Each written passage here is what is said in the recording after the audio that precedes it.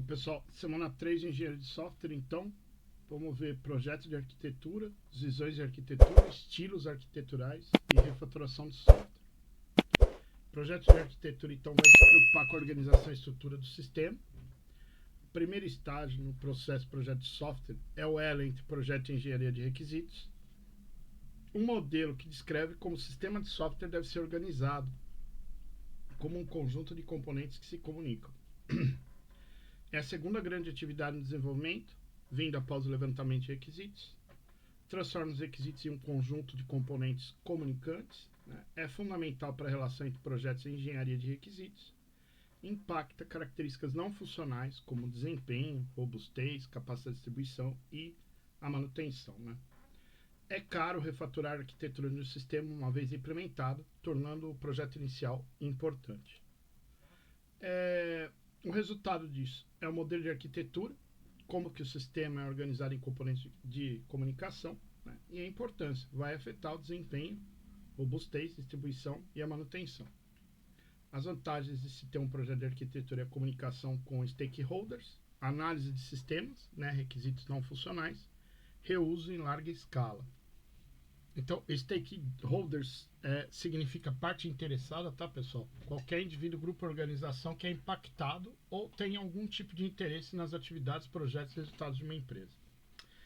É modelado por diagramas de blocos simples, É um processo criativo que envolve decisões estruturais e as decisões fundamentais: arquitetura genérica, distribuição, padrões, estrutura fundamental, decomposição de subcomponentes, estratégia de controles, requisitos não funcionais, avaliação e documentação. Tá? Isso aqui é fundamental, então, no projeto de arquitetura. Tem a relação entre requisitos não funcionais e arquitetura. Qual é a relação? É o desempenho, operações críticas e poucos componentes, replicação, proteção, estrutura em camadas, ativos críticos nas camadas internas, segurança, operações de segurança localizada em poucos componentes, disponibilidade, componentes redundantes, eu tenho que deixar isso aí sempre disponível, E a manutenção, são componentes autocontidos de baixa granularidade. Quais são as decisões do projeto de arquitetura, então? Os engenheiros de software, ou os arquitetos, precisam conter e considerar uma série de decisões estrutural. A primeira delas, então, uso de uma arquitetura de aplicação genérica, usar um modelo, um template. Como o sistema vai ser distribuído entre os núcleos processadores, se vai ter um processador paralelo ou um único, Quais os padrões ou estilo de arquitetura podem ser usados, abordagem para estruturar o sistema, estratégia para controlar a operação dos componentes, decomposição de componentes estruturais em subcomponentes, melhor organização para atender a requisitos não funcionais, desempenho, segurança da informação, disponibilidade, segurança e manutenção, E como a arquitetura deve ser documentada. Tudo isso são decisões, E agora a gente vai para as visões.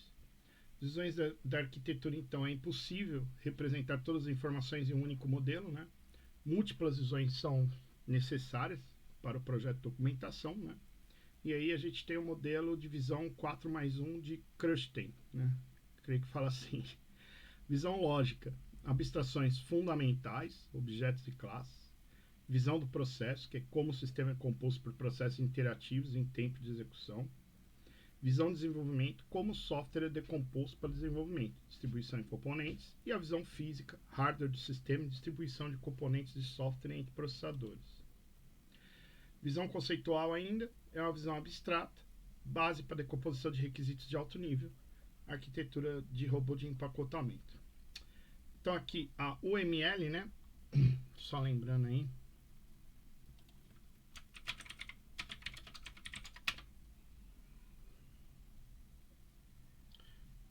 a UML é a linguagem de modelagem unificada, é usada, mas muitas vezes informalmente. Notações informais são preferidas para o projeto inicial. As ADLs, linguagens de descrição de arquitetura, são mais especializadas, porém são complexas para especialistas de domínio. A documentação detalhada pode não ser útil, exceto para sistemas críticos que exigem análise de confiança e conformidade. Os estilos arquiteturais ou padrões de arquitetura são formas documentadas de organizar a arquitetura de software para apresentar, compartilhar e reusar conhecimento. Agem como boas práticas ou caminho das pedras, evitando começar do zero, né? Então, os exemplos aqui, né? Modelo Visão Controlador, MVC, vai separar a apresentação e interação dos dados do sistema em modelo Visão Controlador. Quais são as vantagens disso aqui? Permitir mudança independente de dados da representação, suporta múltiplas representações. Quais são as desvantagens? Pode adicionar complexidade para modelos simples. Outro tipo de arquitetura são em camadas, que vai organizar o sistema em camadas hierárquicas, onde cada camada fornece serviços para a camada acima. As vantagens é desenvolvimento incremental, mutabilidade, mudanças, né, portabilidade, localização de dependências. Desvantagens é a dificuldade de manter separação clara, problemas de desempenho devido a múltiplos níveis de interpretação. Ainda em outro estilo arquitetural, a gente tem a arquitetura de repositório, que são os dados gerenciados em um repositório central, acessível por todos os componentes. Os componentes não interagem diretamente, só via repositório. A utilização é grandes volumes de informações de longas durações, sistemas dirigidos por dados. E as vantagens disso é que são componentes independentes, mudanças propagadas, dados gerenciados consistentemente. As desvantagens é que o repositório é o ponto único de falha, né? E ineficiência de comunicação. Sobre padrões de arquitetura, a gente vai falar de arquitetura cliente-servidor. O sistema é organizado como um conjunto de serviços, né? E clientes acessam os serviços via rede. As vantagens é que você pode distribuir servidor pela rede, funcionalidade geral disponível, né? Adição, atualização do servidor. A desvantagem é que serviço como ponto único de falha, né? Desempenho imprevisível, problemas de gerenciamento. Arquitetura de duto e filtro, pipe and filter, né, em inglês, é processamento de dados organizado em componentes de transformações, filtros discretos, né? Os dados fluem como se fosse num duto, né, de um componente para o outro. Né? As vantagens é o reuso de informação, fácil compreensão e evolução por adição, implementação sequencial concorrente. Desvantagem, necessidade de formato de dados acordado e sobrecarga de sistema. Por fim, a refatoração do software, creio que já estamos chegando aqui no fim, é a definição, né?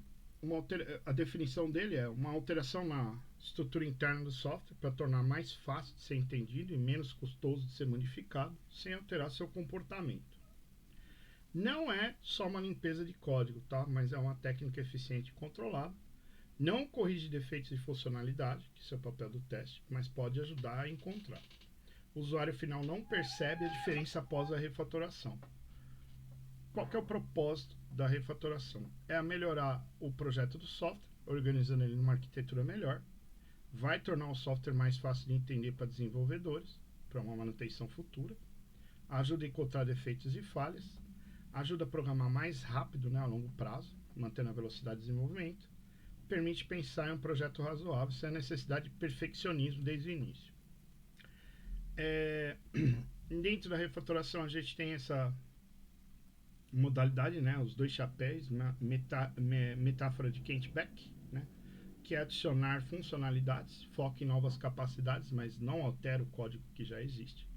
Refatorar reestrutura o código e não adiciona novas funcionalidades. Troca-se de chapéu frequentemente, né? Então, às vezes você adiciona e só refatora, né? Quando que você vai refatorar? O tempo todo, em pequenas quantidades, né? E aí temos uma lei das 3 vezes. Na terceira vez que você revisita ou tem contato com o código, que não é a melhor solução, você refatora ele. Ao acrescentar funções, ao consertar um defeito ou ao revisar o código. Quais são as limitações disso aqui, né, da refatoração? É difícil refatorar um banco de dados, né? Você ter migração de dados e acoplar eles.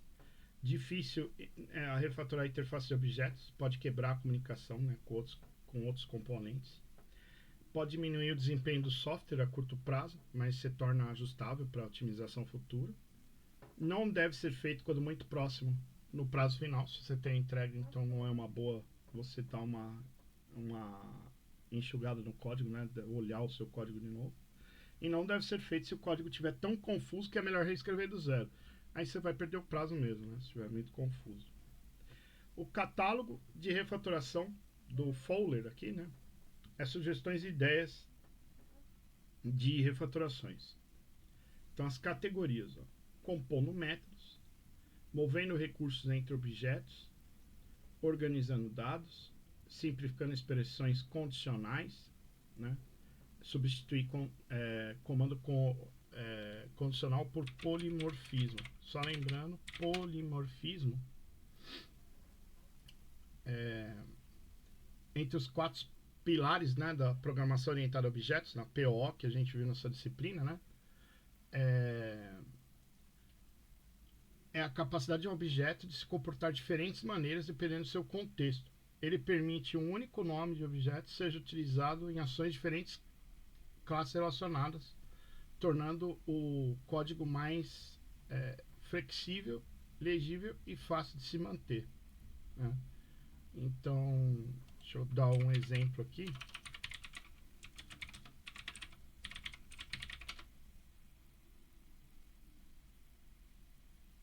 Então, um excelente exemplo, né, é você usar, por exemplo, a classe forma, círculo e quadrado, né? Então, por exemplo, você vai calcular a área de diferentes formas, né?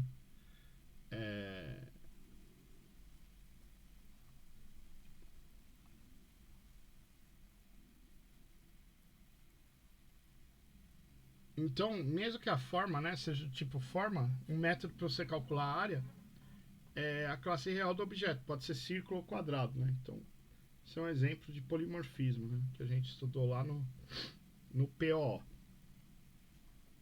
Tornando as chamadas de métodos mais simples, renomear método, pode renomear. Lidando com generalização, subir, descer campo, método de hierarquia. Refatorações grandes também, né? Isso é uma categoria. Um exemplo prático é a substituição da lógica condicional no código do preço com polimorfismo, ao invés de pôr o if, né? Isso envolve mover a lógica do cálculo de preço e pontos de fidelidade para uma classe filme. Então, produzir um padrão para lidar com a variação de preços e pontos por tipo de filme usando subclasses de preço. Preço normal, preço infantil, preço de lançamento. Isso vai permitir você substituir o comando switch por polimorfismo, tornando o código mais flexível e a novas classificações de filmes. Pessoal, acho que era isso, né? Na semana 3. E valeu, a gente se vê na semana 4.